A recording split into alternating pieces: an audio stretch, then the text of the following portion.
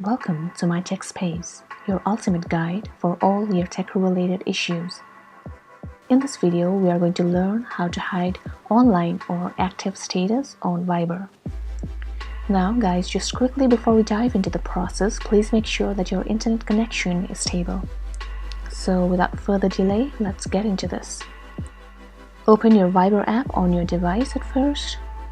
Tap on More button in your bottom right corner. You'll now see a couple of options here. As you come across Settings, tap on it.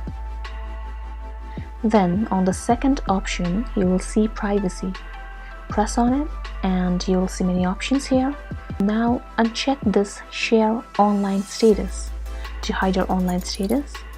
You can change this setting only once in every 24 hours. Similarly, you may also want to uncheck the Send Seen Status setting if you'd like to hide others' seen status from you. This way, your friends won't be notified that you have seen the message, but at the same time, you will also not be able to see whether your friends have seen your message or not.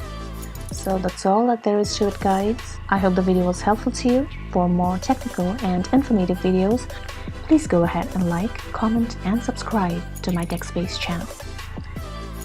Thank you for watching. We'll see you guys next time.